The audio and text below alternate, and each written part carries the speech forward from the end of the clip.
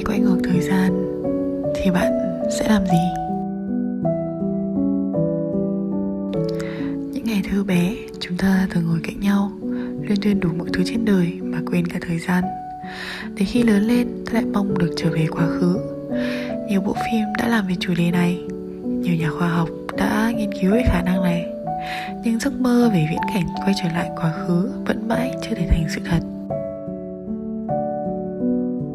May mắn là ở Việt Nam có một nơi có thể khiến cậu quay lại quá khứ ngay lập tức. Đó chính là Hội An.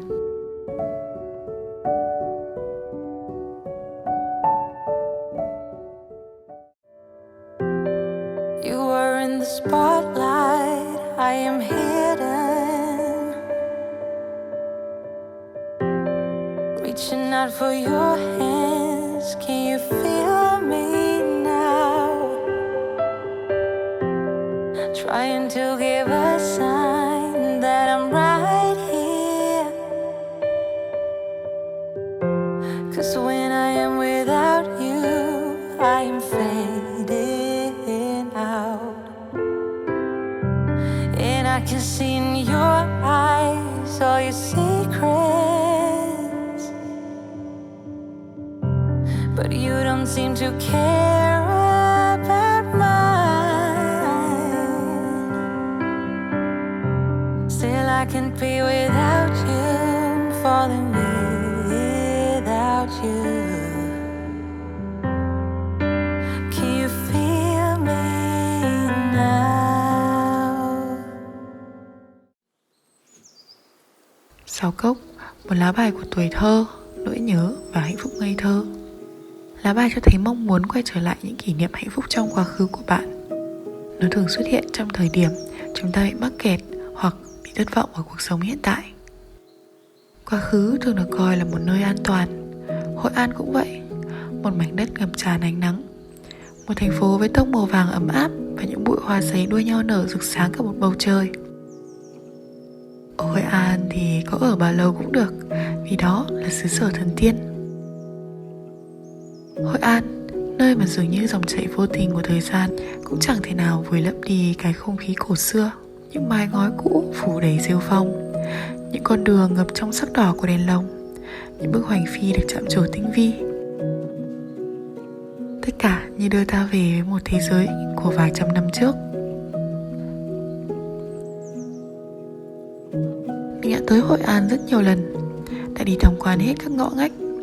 Thế nhưng có thứ gì đó cứ thôi thúc mình quay trở lại. Tàm kiếm, một lá bài của sự trói buộc, của sự mắc kẹt bởi những suy nghĩ và quan điểm. Mình đã ở trong giai đoạn này trước khi đến Hội An. Mình cảm thấy như không còn lối thoát. Và có lẽ, chắc hẳn, ít nhất trong cuộc sống của các cậu đã từng một lần trải qua cảm giác đó. Thế nhưng nếu cứ chật vật với những suy nghĩ về bản thân thì chẳng thể nào tiến lên được.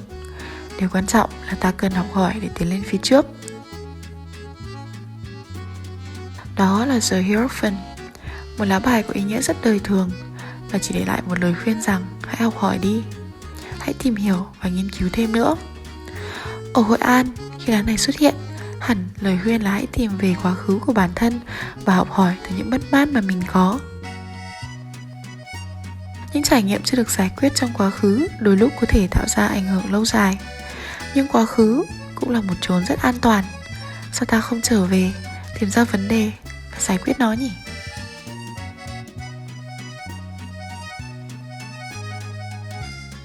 Mỗi khi con người gặp bế tắc, họ sẽ đi tìm về quá khứ.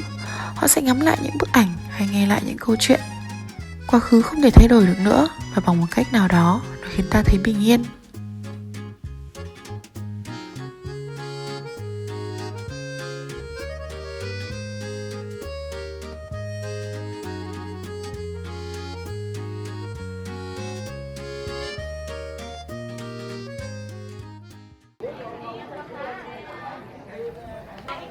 Quyền giờ chắc anh sắp hết lên cá không vào đồng.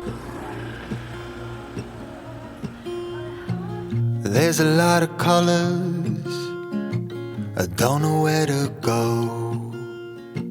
See a lot of colors, only feeling blue. There's a lot of colors lost within a haze. Don't rely on others to get you through the maze. The dreams are not the same for me. Standing by the shore while you're... Tới Hội An ngày nay, ta cứ ngỡ như là mình đã quay ngược dòng thời gian, là bước trong không khí truyền thống của một thương cảng sầm uất từ đời nhà Nguyễn. Ở Hội An, hãy rời xa mọi cám dỗ của đời thường để sống trọn vẹn trong từng giây phút. 10 cốc, lá bài của sự hạnh phúc, đủ đầy và trọn vẹn. Mỗi khi lá này xuất hiện, mình lại nghĩ tới hình ảnh gia đình và tổ ấm. Khu phố cổ Hội An gói gọn trong phường Minh An với diện tích chỉ tầm 2 km vuông, có một địa thế thật đặc biệt theo kiểu bàn cờ, mà đặc trưng ở đó là những con đường ngắn và hẹp, chạy uốn lượn ngang dọc khiến người ta sẽ lối nào cũng dễ dàng gặp nhau. Có lẽ chính vì thế mà ai, cái gì trông cũng có vẻ rất quen thuộc. Chỉ cần đi qua 1-2 lần là có thể cảm nhận được ngay vẻ đẹp và quen được ngay khuôn mặt của người ta. Có cảm giác như là đang trở về ngôi nhà của mình vậy.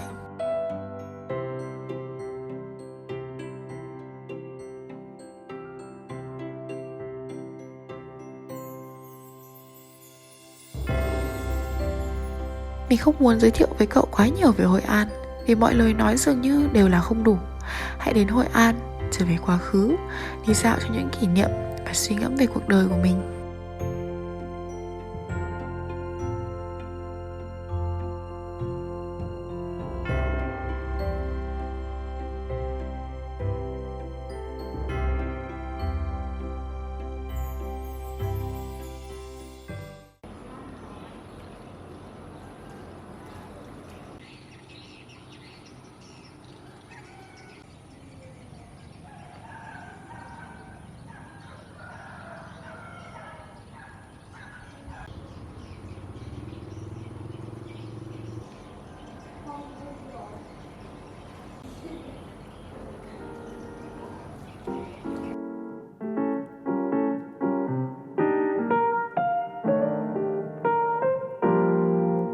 Cuối chuyến đi, mình nhận được lá 2 tiền. Đây là một lá bài của sự cân bằng. Những khó khăn thì sẽ luôn đến, như dấu vô cực kia vậy, sẽ luôn có khó khăn về tài chính, cảm xúc và cả cuộc sống nói chung nữa. Và chúng ta thì không thể nào thay đổi được, cũng không thể nào ngăn chặn những khó khăn đó lại được. Đôi khi ta cảm thấy mắc kẹt, đôi khi ta cảm thấy không có lối thoát. Điều quan trọng là ta phải tìm cách để đối mặt với nó, phải đưa ra những lựa chọn để quay trở về với điểm cân bằng của cuộc sống. Và khi cân bằng, cuộc sống của chúng ta sẽ tự nhiên trở nên tốt đẹp hơn. Bạn không thể quay ngược quá khứ, không thể trở về thời gian, nhưng bạn có thể thay đổi cách bạn tiếp nhận và xử lý nó kể từ bây giờ. Chúng ta là những sinh vật yếu đuối, đầy tổn thương. Hẳn cuộc sống đã khiến cho chúng ta bị gục ngã nhiều lần. Hẳn thế giới đã khiến cho chúng ta quay cuồng và mệt mỏi. Đừng sợ, những đau khổ của hôm nay là để ngày mai ta có thể trở nên mạnh mẽ hơn. Hãy cùng nhau cố gắng nhé.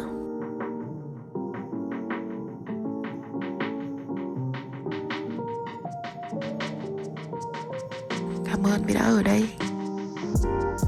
Hẹn gặp lại ở Hội An. Xin chào và hẹn gặp lại. Bye bye.